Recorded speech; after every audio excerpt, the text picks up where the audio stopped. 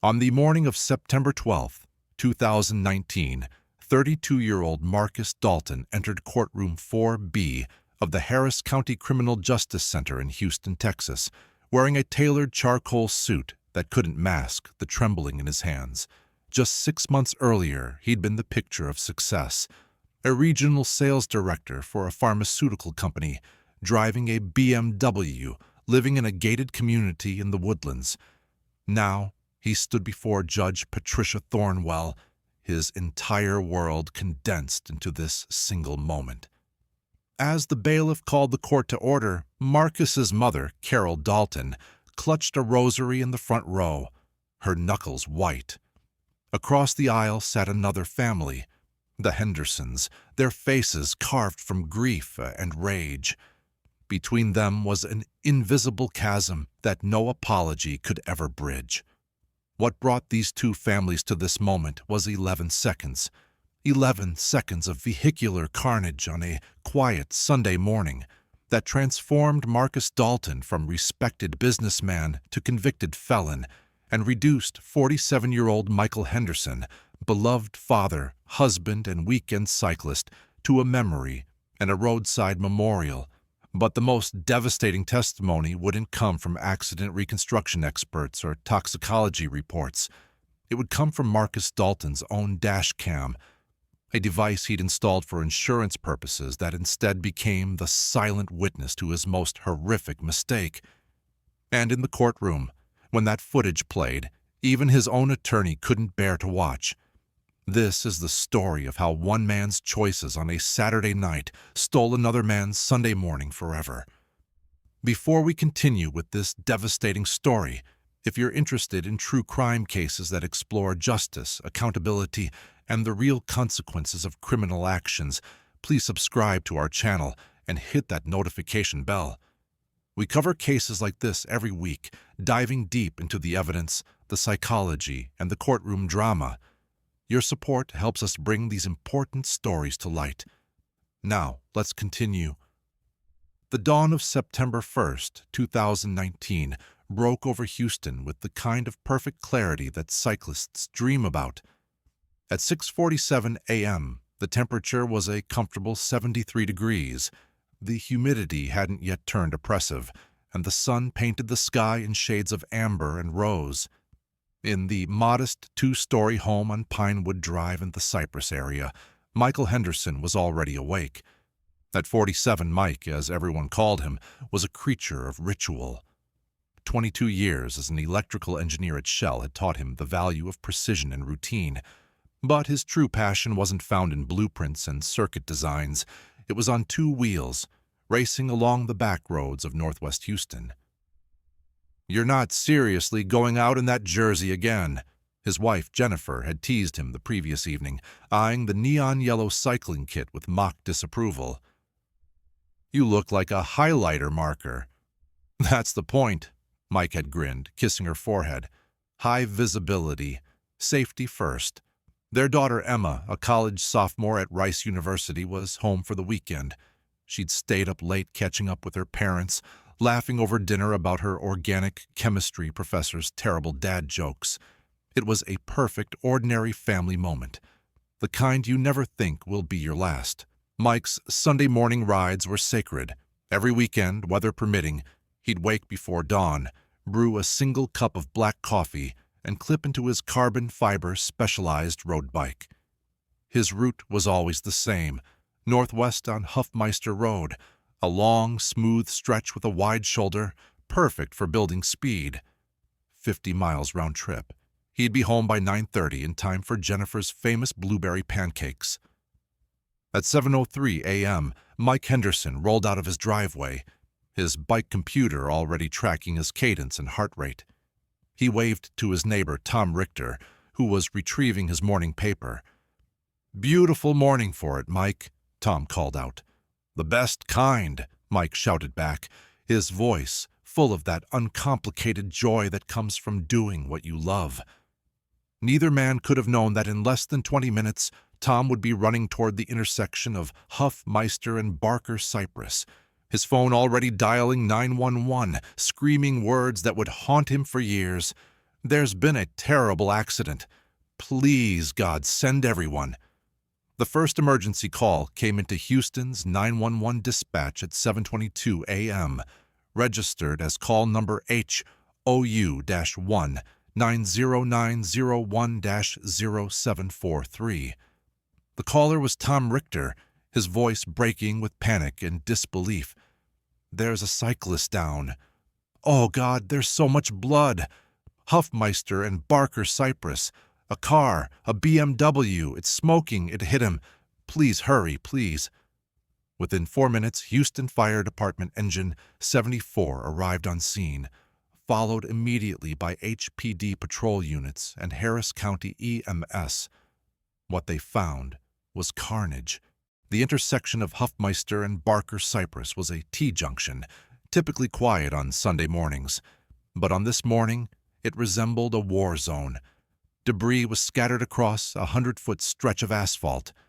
Twisted carbon fiber, a shattered helmet, a single cycling shoe.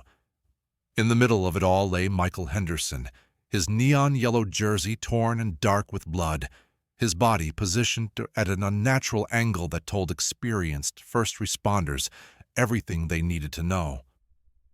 30 feet away, a silver 2018 BMW 540. I sat crumpled against a concrete drainage culvert, its front end accordioned, its windshield spider-webbed with impact cracks.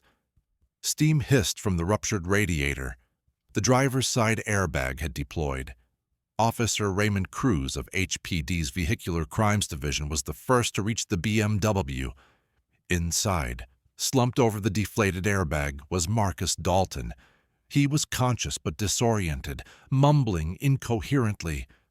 His dress shirt from the previous evening was untucked and stained.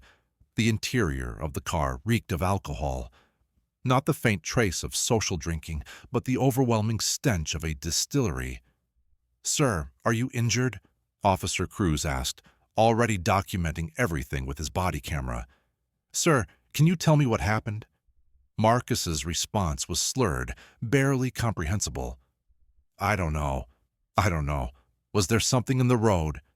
On the shoulder, paramedics worked frantically over Michael Henderson. Lead paramedic Sarah Chen, a 15-year veteran who'd seen countless trauma cases, later testified that she knew within seconds. The mechanism of injury, being struck from behind by a vehicle traveling at high speed, had caused catastrophic internal trauma. "We initiated CPR immediately, but—" her voice had cracked during her testimony. "But we were working on someone who was already gone." Michael Henderson was pronounced dead at the scene at 7:41 a.m., 18 minutes after Tom Richter's frantic 911 call, 38 minutes after he'd waved goodbye to his neighbor. At 8:15 a.m., Jennifer Henderson answered her doorbell to find Officer Lisa Moreno and Chaplain David Wright standing on her porch, their faces grave. Before they could speak, Jennifer's knees buckled. She already knew. "No," she whispered, then louder. "No." "Number. No." Emma came running down the stairs at her mother's screams. Together they collapsed in the foyer, clutching each other as their world ended. At the crash scene, Officer Cruz administered a portable breathalyzer test to Marcus Dalton. The device registered 0.19, more than twice the legal limit of 0.08. A blood draw performed at Ben Taub Hospital 90 minutes after the crash would confirm a blood alcohol concentration of 0.17, accounting for metabolic decline. But the most damning evidence was discovered by accident reconstruction specialist Detective Frank Morrison. Mounted to Marcus Dalton's dashboard was a front-facing camera, a common device used by many drivers to document accidents for insurance purposes. What it had documented instead was vehicular manslaughter in high definition. The breaking point in the investigation came not from detective work, but from Marcus Dalton's own technology. The dashcam footage, once extracted and reviewed, told a story more damning than any witness testimony could provide. Detective Frank Morrison, A 23-year veteran of HPD's Vehicular Crimes Division had reconstructed over 400 fatal crashes in his career. But watching the footage from Marcus Dalton's BMW in the sterile fluorescent lighting of the division's video lab made even him pause. "This one," he later testified, "showed us everything. And I mean everything." The video began at 6:47 a.m. when Marcus's BMW had automatically activated upon engine start.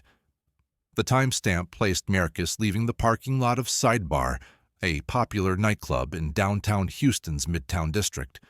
The camera captured Marcus stumbling slightly as he approached his vehicle, fumbling with his key fob for several seconds before the doors unlocked. Inside the vehicle, the camera's microphone picked up Marcus singing along, badly, drunkenly, to a hip-hop song blasting from his stereo. The dashboard clock showed 6:49 a.m. The sun was just rising. For the next 33 minutes, the footage showed Marcus's BMW weaving through Houston's early morning streets. He ran 2 red lights. Completely oblivious to them, he drifted across lane dividers repeatedly.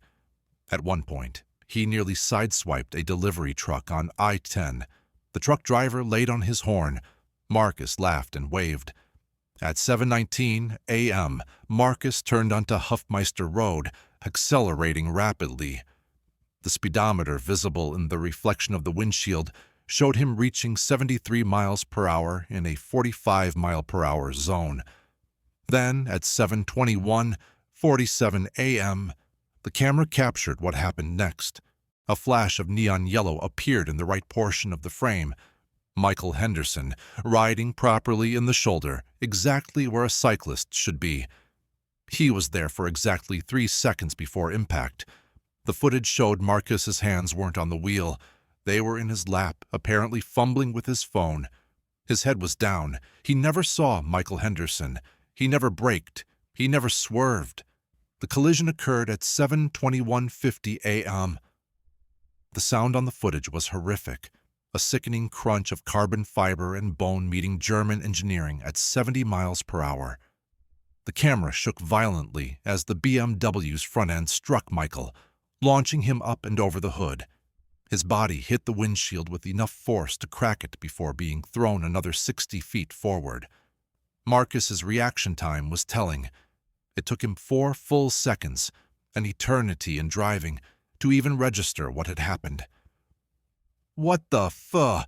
his voice said on the recording, slurred and confused, before the BMW careened off the road and into the culvert. The footage ended with the sound of the airbag deploying and Marcus groaning. "The video made our case open and shut," Detective Morrison later explained to the DA's office. "It showed intoxication, it showed distraction, it showed excessive speed, and it showed zero attempt to avoid the collision. This wasn't an accident. This was a crime caught on camera by the perpetrator himself." But the investigation didn't stop with the dash cam. Marcus Dalton's night before the crash painted an equally damning picture. Cell phone records and credit card receipts showed Marcus had arrived at Sidebar nightclub at 9:47 p.m. on Saturday, August 31st. Surveillance footage from the club showed him consuming at least 8 vodka sodas over the next 9 hours. Bartender Amy Rodriguez testified that she'd served Marcus repeatedly, noting that he was definitely drunk, but he kept ordering, and we kept serving. At 6:30 a.m., according to club security footage, Marcus had been asked to leave when he'd gotten into a loud argument with another patron. He'd stumbled out the front door, gotten into his BMW despite being visibly intoxicated, and driven away. Multiple witnesses, including the club's valet, Roberto Sanchez, later testified that Marcus had seemed barely able to walk, but had waved off offers to call him an Uber. I'm fine," Marcus had insisted, according to Sanchez. "I've driven home drunk plenty of times. I live like 20 minutes away." Those words, captured on the club's exterior security audio, would be played repeatedly at trial. The arrest warrant for Marcus Dalton was issued within 48 hours of the crash. He was charged with intoxication manslaughter, a second-degree felony under Texas Penal Code Section 49.08, carrying a potential sentence of 2 to 20 years in prison. Marcus was arrested on September 3, 2019, at his parents' home in the Woodlands, where he'd been staying since being released from the hospital. His mother answered the door in tears. His father stood behind her, stone-faced. Marcus himself showed little emotion as Detective Morrison read him his Miranda rights. He'd lawyered up within hours of the crash and hadn't spoken to police since that morning at the scene. But he hadn't needed to. His own dash cam had already told the whole story. The formal interrogation of Marcus Dalton never truly happened. His attorney, high-powered criminal defense lawyer Richard Kaczynski, ensured his client invoked his Fifth Amendment right to remain silent immediately upon arrest. But in the weeks following the crash, Marcus's behavior revealed a psychology far more complex than simple drunken negligence. The first telling moment came during Marcus's initial court appearance for arraignment. Standing before Judge Harold Martinez at the Harris County Criminal Courthouse, Marcus was granted a $150,000 bond, which his family posted within hours. As he left the courtroom, free pending trial, photographers captured him walking with his head held high, his expression not one of remorse, but of irritation, as if the legal proceedings were an inconvenience rather than the consequence of taking a human life. He looked annoyed, court reporter Michelle Torres later remarked to colleagues, not devastated, not broken, just annoyed. Court-mandated psychological evaluation performed by Dr. Helena Reeves, a forensic psychologist with the Harris County Forensic Mental Health Division, painted a portrait of a man suffering from what she termed profound narcissistic traits combined with substance abuse disorder and an inability to process genuine empathy. In her sealed report, portions of which were later read during sentencing, Dr. Reeves noted, Mr. Dalton demonstrates a consistent pattern of minimizing his actions and their consequences. During our sessions, he repeatedly referred to the incident as the accident and characterized his drinking that evening as not that bad, considering. When asked about the victim, Mr. Henderson, Mr. Dalton's affect remained flat. He showed more emotional distress when discussing the loss of his job and the damage to his reputation than when discussing Mr. Henderson's death. The evaluation revealed troubling patterns in Marcus's history. 2 previous DUIs in his 20s, both pleaded down to reckless driving through expensive lawyers.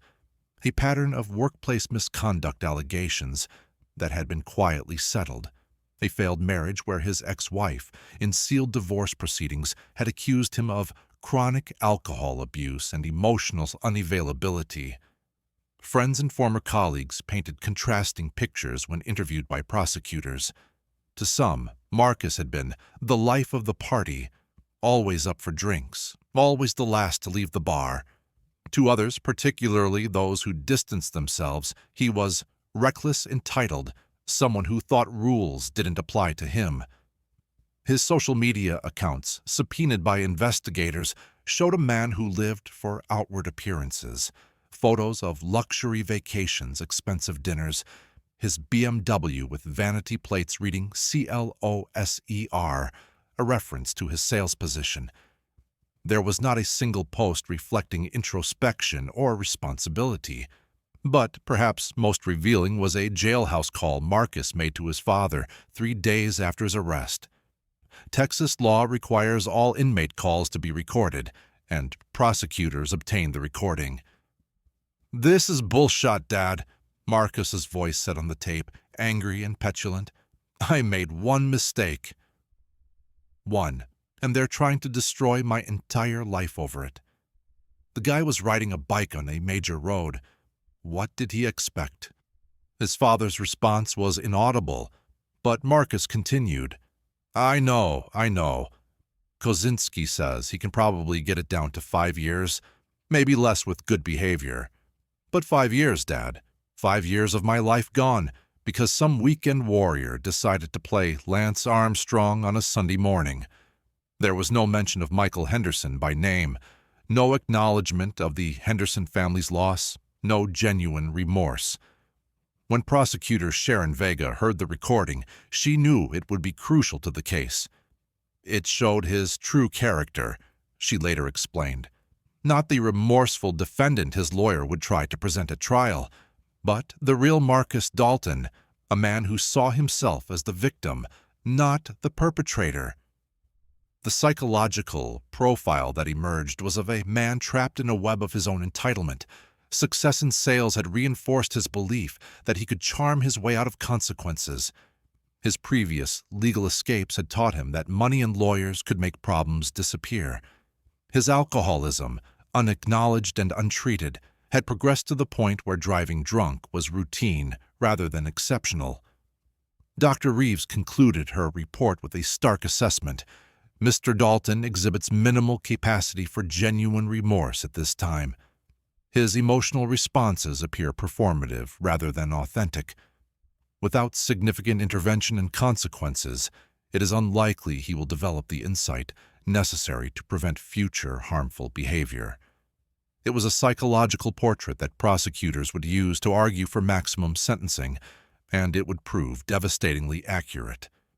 The state of Texas versus Marcus Anthony Dalton landed on the desk of Sharon Vega, chief of the vehicular crimes section of the Harris County District Attorney's Office, in late September 2019. At 49, Vega was a 22-year veteran prosecutor with a reputation for taking drunk driving cases personally. Her younger brother had been killed by a drunk driver in 1998, a loss that shaped her entire career. This case was, from an evidentiary standpoint, as strong as they come, Vega later reflected. We had the dash cam. We had the BAC results. We had the crash reconstruction. We had everything. But I knew we'd still have to fight for justice. The charges against Marcus were severe. Intoxication manslaughter under Texas Penal Code, Section 49.08, carrying 2 to 20 years in prison, and a $10,000 fine. Additionally, Vega filed a deadly weapon enhancement, arguing that Marcus's BMW had been used as a deadly weapon, which could significantly increase his sentence. Building the case, Vega assembled a formidable team. Senior crash reconstruction analyst Lieutenant David Park provided expert testimony on speed, trajectory, and Marcus's complete failure to brake or evade. Toxicologist Dr. Raymond Chen would explain how a 0.17 BAC affects reaction time, judgment, and motor control. And most poignantly, Jennifer and Emma Henderson would deliver victim impact statements. I wanted the jury to see Michael as a human being, not just a statistic, Vega explained. And I wanted them to see Marcus Dalton for exactly what he was, a repeat offender who'd been enabled for years and finally killed someone. On the defense side, Richard Kaczynski faced an uphill battle. A partner at Kaczynski and Associates, one of Houston's most prestigious criminal defense firms, Richard had built his career on getting wealthy clients out of seemingly impossible situations. But even he recognized the challenges. The evidence was overwhelming, he admitted in a pre-trial motion hearing. My job wasn't to prove innocence. It was to humanize my client and argue for the minimum sentence. Kaczynski's strategy focused on several key points. Portraying Marcus as a first-time violent offender who'd made a terrible mistake, arguing that his previous DUIs, over a decade old, should not prejudice the jury, emphasizing his family's support and his willingness to accept responsibility, carefully crafted statements, nothing that could be used in other civil litigation, and most crucially, arguing against the deadly weapon enhancement, which would significantly increase sentencing. But Kaczynski faced a difficult client. In their private meetings at the law firm's offices, Marcus repeatedly undermined his own defense. He resisted expressing remorse. I can't cry on command, he told Kaczynski. It'll look fake. He wanted to testify in his own defense, convinced he could charm the jury. Kaczynski spent hours explaining why that would be catastrophic. "You're not selling pharmaceutical supplies to hospital administrators," Kaczynski told him bluntly. "These are 12 citizens who will have watched the video of you killing a man. Charm won't work here." The critical pre-trial hearing came on January 14, 2020. Vega argued for the admission of all evidence, including the damning jailhouse phone call and Marcus's previous DUIs. Kaczynski fought to exclude them, arguing they were more prejudicial than probative. Judge Patricia Thornwell, a no-nonsense jurist with 16 years on the bench, ruled largely in the prosecution's favor. The dash cam footage was admissible. The BAC results were admissible. The jailhouse call was admissible.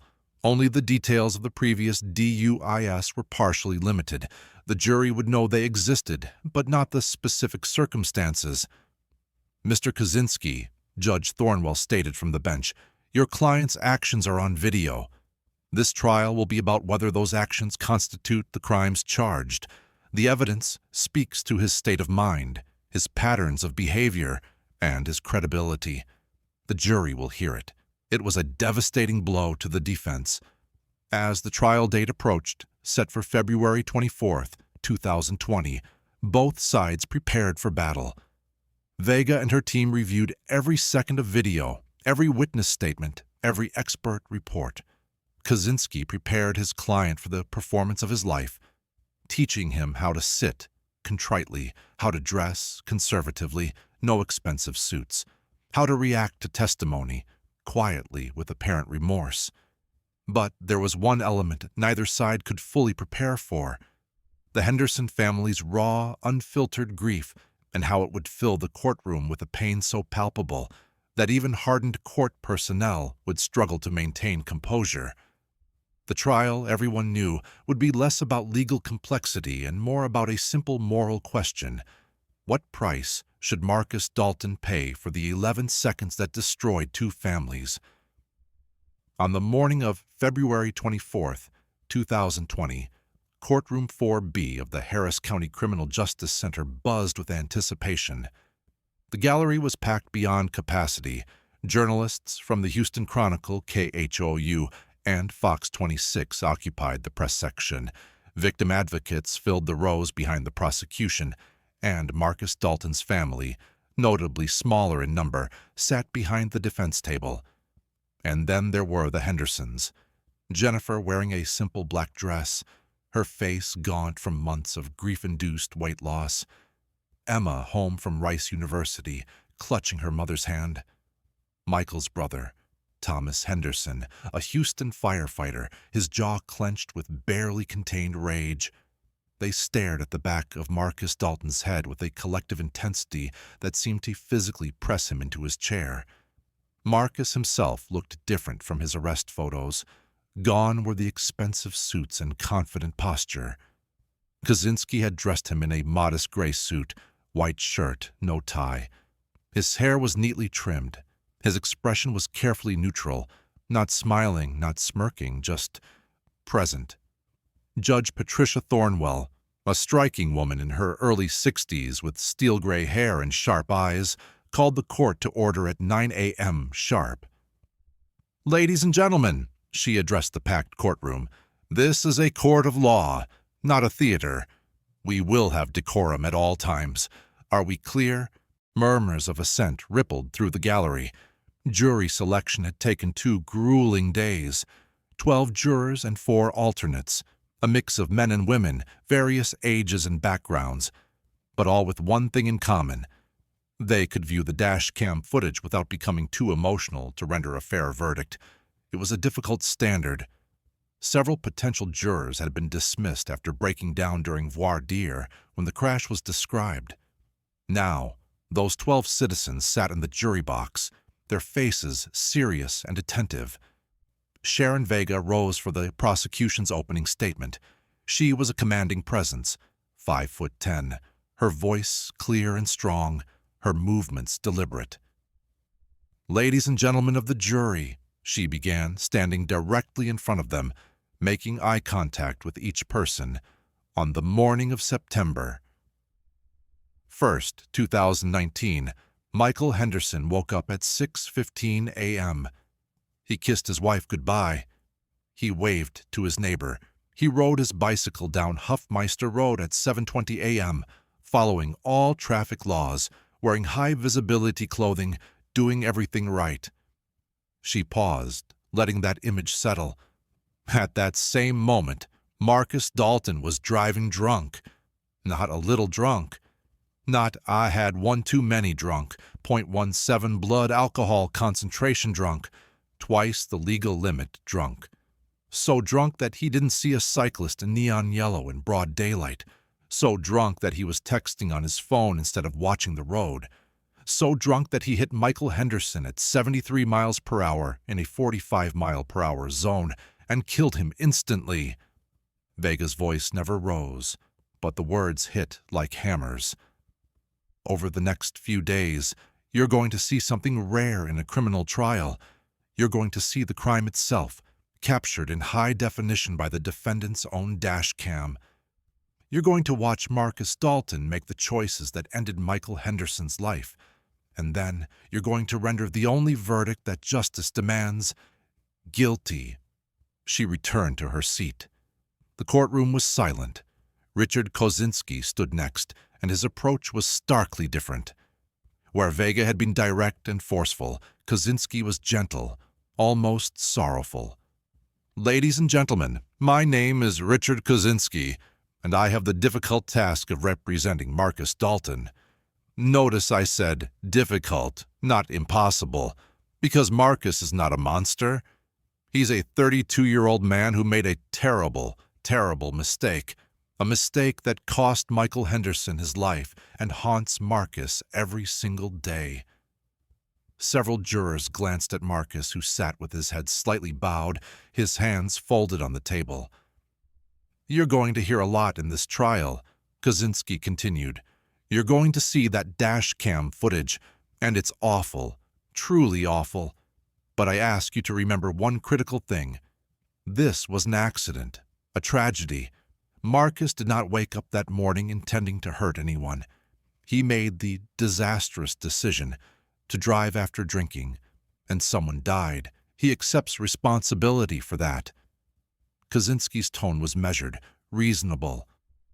"But the prosecution is going to try to paint Marcus as a calculating killer. They're going to talk about deadly weapons and patterns of behavior. They're going to try to make you so angry that you forget that justice must be measured, not vengeful. Yes, Marcus should face consequences, but those consequences should fit the crime. And this was a crime of terrible negligence, not intentional murder. Please keep that distinction in mind as you hear the evidence." He sat down. The contrast between the two opening statements was stark. Vega demanding justice, Kosinski pleading for mercy. Then came the evidence phase, and it was brutal. Officer Raymond Cruz was the first witness, describing the scene in clinical detail.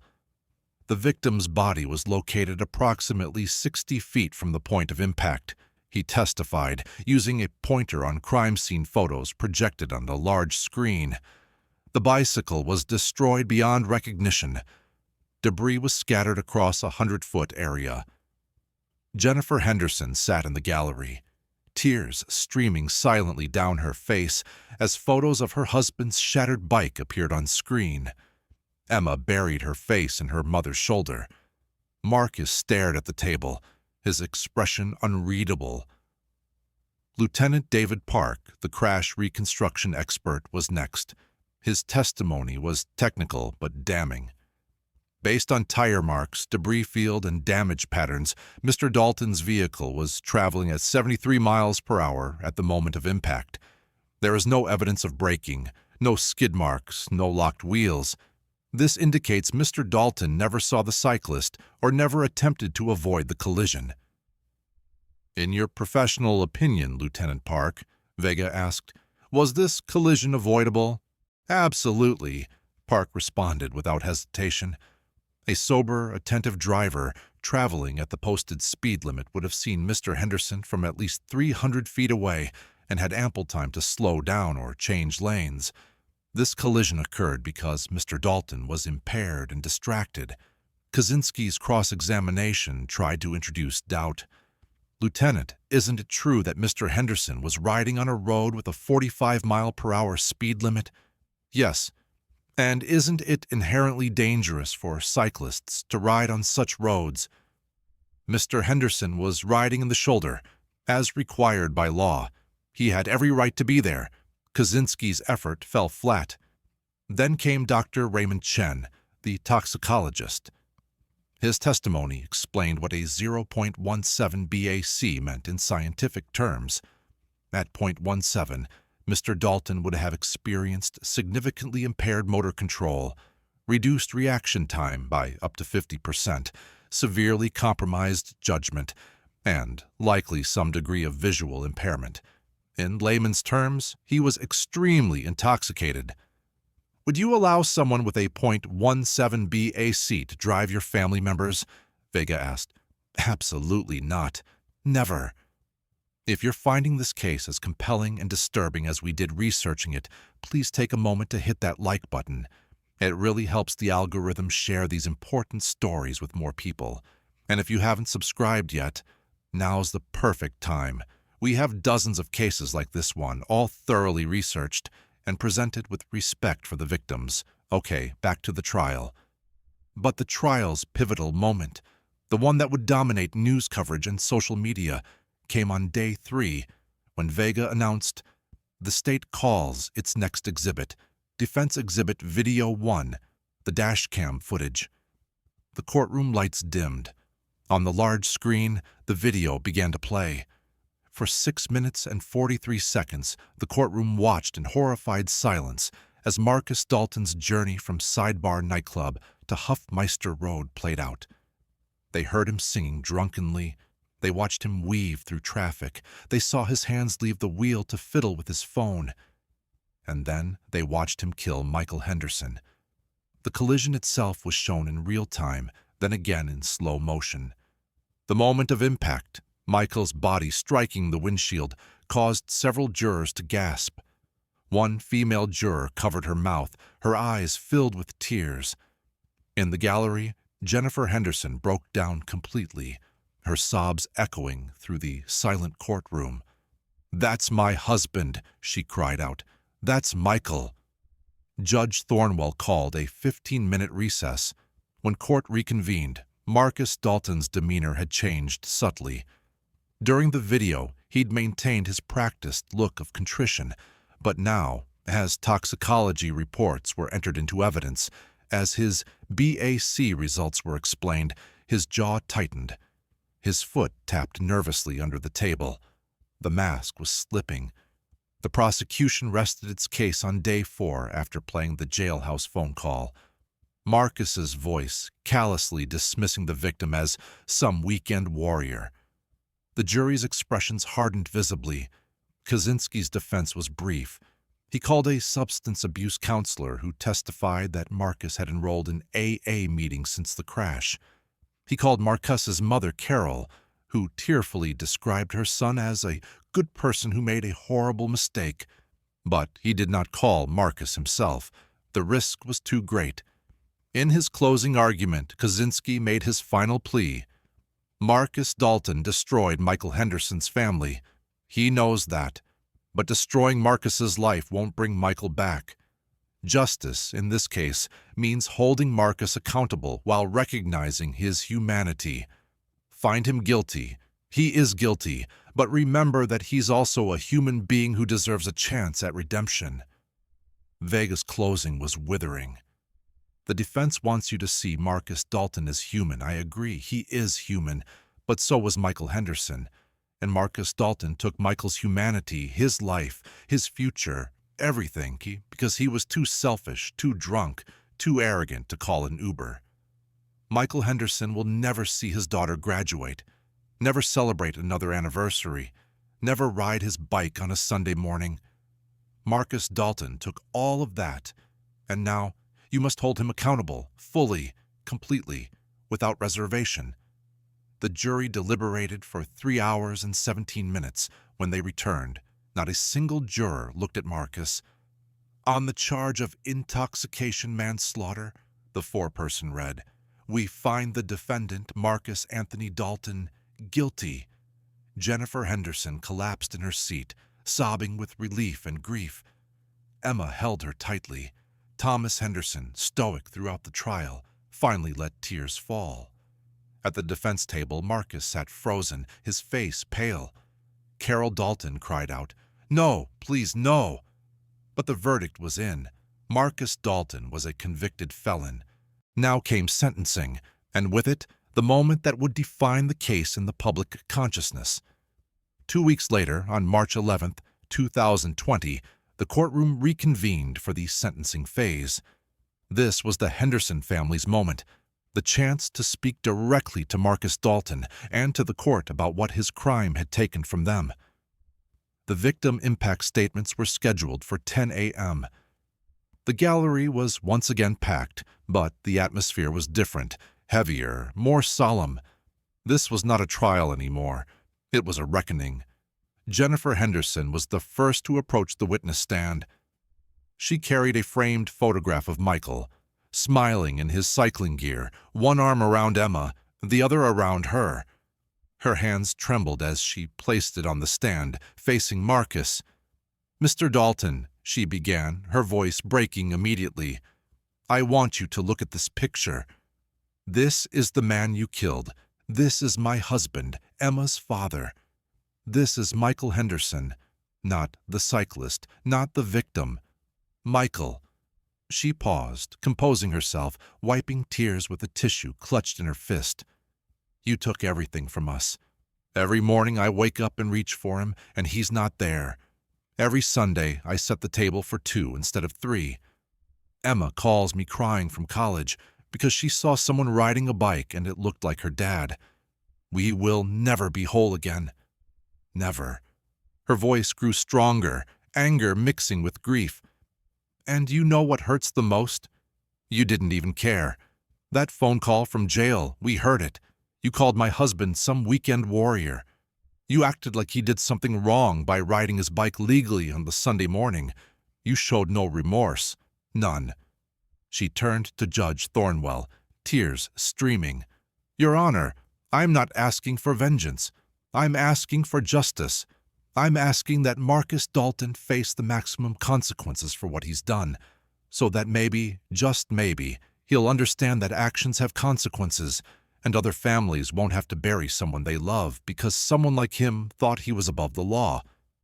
She returned to her seat, collapsing into Emma's arms. Emma Henderson was next. At 19, she looked much younger, her voice small and shaking. "I was supposed to have breakfast with my dad that morning," she said, not looking at Marcus, staring instead at the photograph. "We were going to talk about my chemistry final. He was so proud I was studying engineering, just like him. Instead, I got a phone call that destroyed my entire world." She finally turned to Marcus, her eyes red but fierce. "You didn't just kill my dad. You killed every future moment I would have had with him, walking me down the aisle at my wedding, meeting his grandchildren, calling him when I need advice. You stole all of that because you were too selfish, too drunk, too arrogant to get an Uber." Her voice cracked. "I hope you think about that every single day in prison. I hope you remember my dad's face, because I have to live without him for the rest of my life because of you."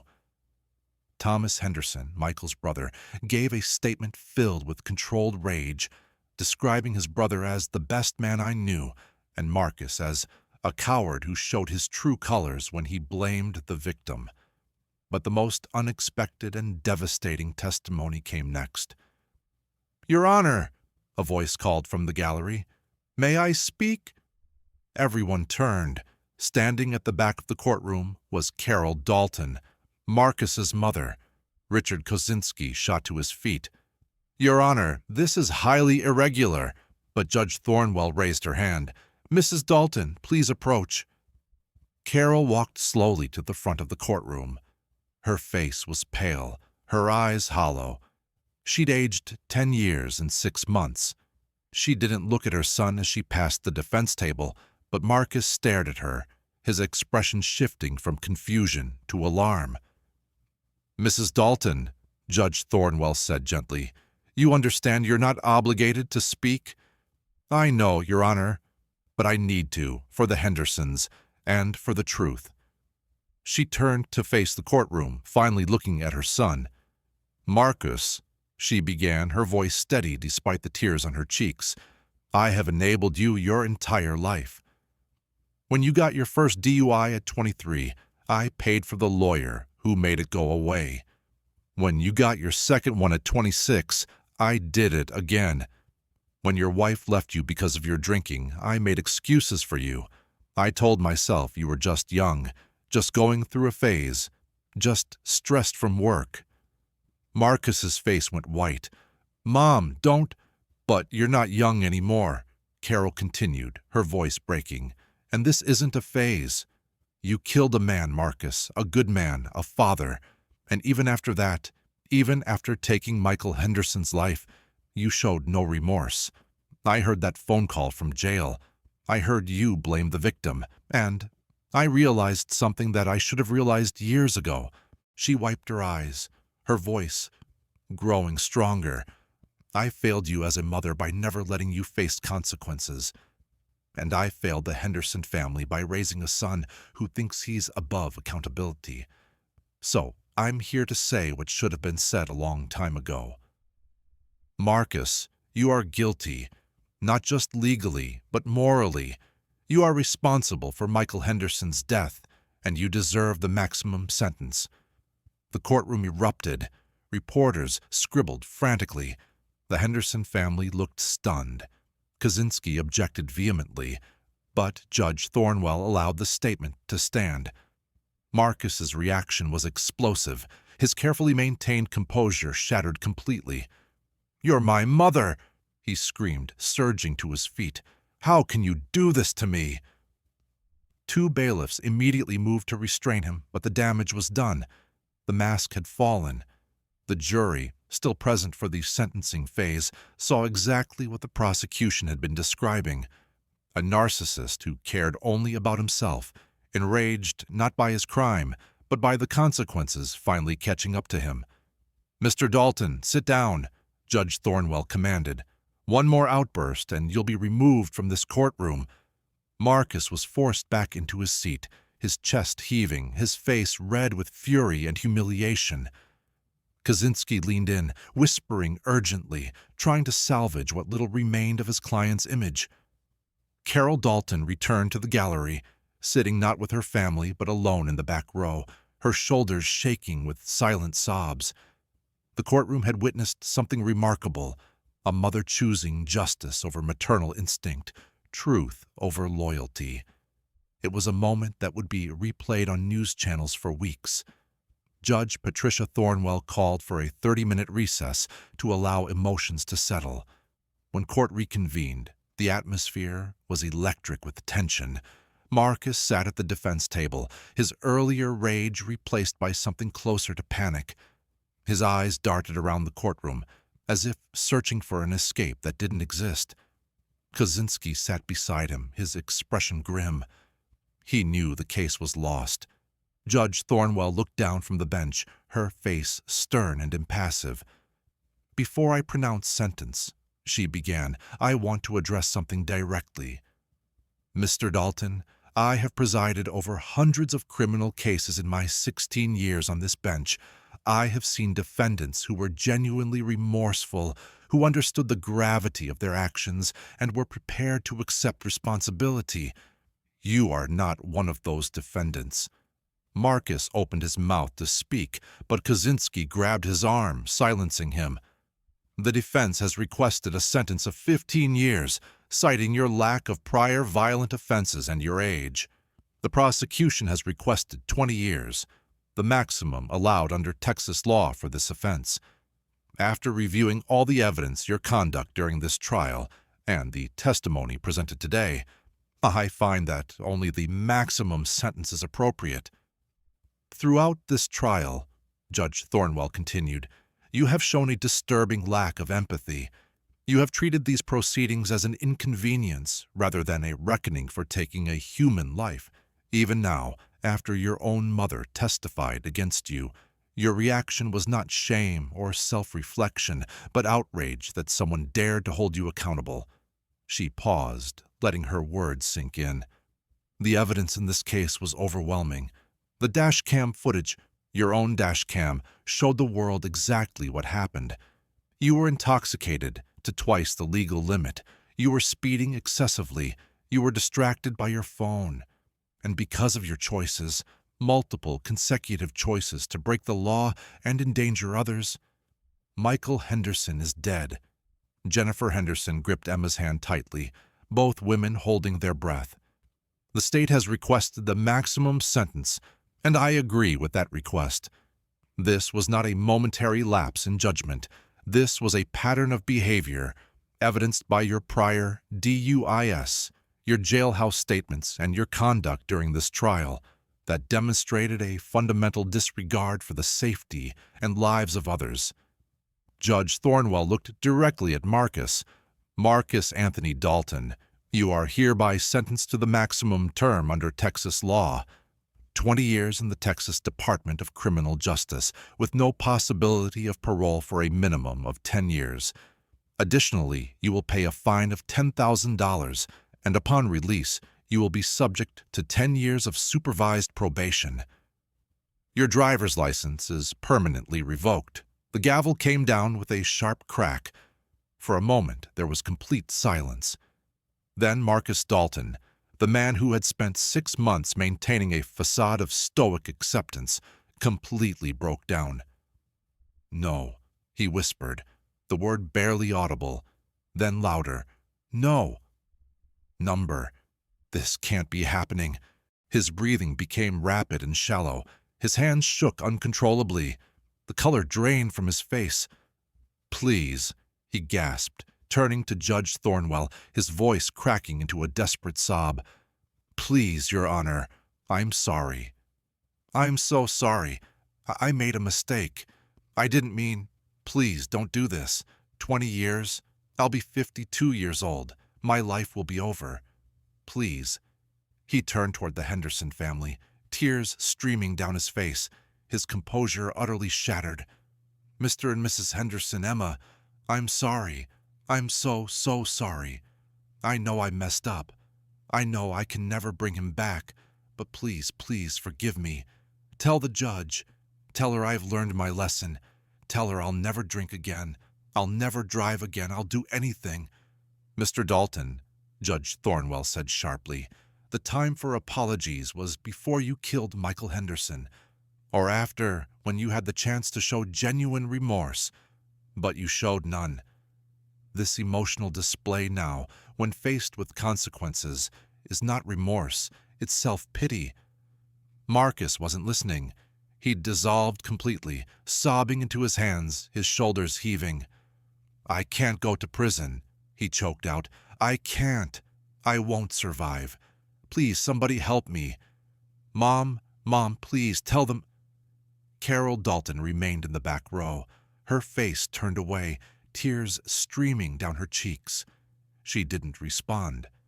The bailiffs moved forward, preparing to take Marcus into custody.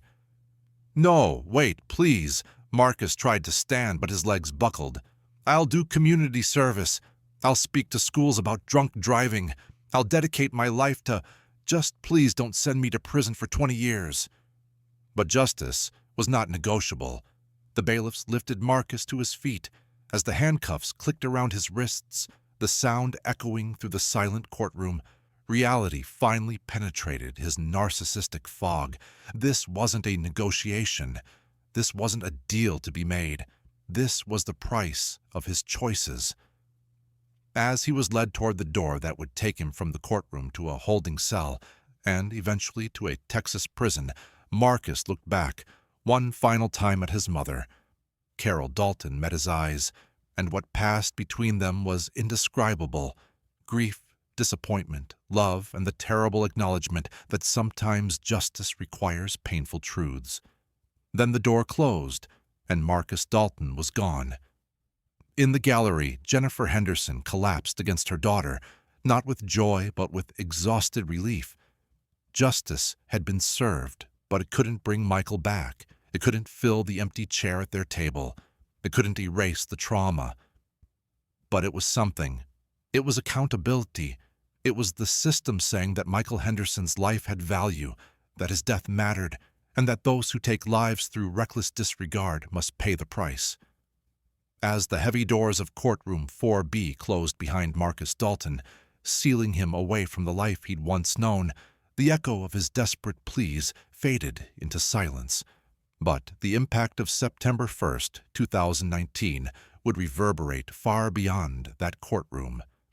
Jennifer Henderson returned to the house on Pinewood Drive, where Michael's bike still hung in the garage, where his coffee mug still sat in the cabinet, where every room held memories of the life they'd built together. She established the Michael Henderson Memorial Cycling Safety Foundation, dedicating herself to advocating for cyclist safety laws and drunk driving prevention. Emma eventually returned to Rice University, though she changed her major from chemical engineering to victims advocacy. "I can't bring my dad back," she explained in a 2021 interview, "but I can help other families navigate the aftermath of losing someone to drunk driving. That's what Dad would have wanted." Thomas Henderson retired from the Houston Fire Department 2 years after his brother's death, admitting that he could no longer respond to traffic accidents without reliving that terrible morning. He now volunteers with Mothers Against Drunk Driving, sharing Michael's story at high schools across Texas. Carol Dalton never spoke publicly about her testimony again. She divorced Marcus's father 6 months after the sentencing, moved to a small town in Colorado, and severed all contact with her son. In a single letter obtained by journalists, she wrote, "I will always love my son, but I cannot support what he did or who he became. Some wounds are too deep, some failures too complete." As for Marcus Dalton himself, he currently resides at the Ramsey Unit in Rosharon, Texas, serving his 20-year sentence. Prison records indicate he's had multiple disciplinary infractions for attitude issues and failure to follow directives. He became eligible for parole in 2029, but his emotional breakdown during sentencing, captured on video and widely circulated, along with his continued pattern of self-centered behavior, makes parole unlikely on his first hearing. In a 2022 prison interview with a documentary filmmaker, Marcus claimed he was a changed man and that prison had given him perspective. But when asked about Michael Henderson, his response was telling, "I think about what happened every day. I think about how my life was destroyed, how I lost everything. It's been really hard on me. Even after all this time, his focus remained on his own suffering, not the life he took." The case of Marcus Dalton serves as a stark reminder that drunk driving is not an accident. It's a choice. Every time someone gets behind the wheel intoxicated, they're making a decision that could end in tragedy. Michael Henderson made all the right choices that Sunday morning. Marcus Dalton made all the wrong ones. One man is gone forever. The other will spend the next 2 decades contemplating the 11 seconds that changed everything. Thank you for watching this difficult but important case. If this story affected you, please leave a comment below sharing your thoughts on drunk driving laws, cyclist safety, or how we as a society can prevent tragedies like this from happening again. If you found this deep dive into the Marcus Dalton case valuable, please hit that like button. It truly helps us reach more people with these important stories. And if you haven't subscribed yet, click that subscribe button and ring the notification bell so you never miss our weekly true crime investigations. For more cases involving accountability and justice, check out these videos on our channel. And remember, if you ever find yourself in a situation where you've been drinking, there's always another option. Call an Uber, call a friend, call anyone, because the choices you make don't just affect you, they affect families, communities, and futures. This has been Channel Name. Stay safe out there, and we'll see you in the next case.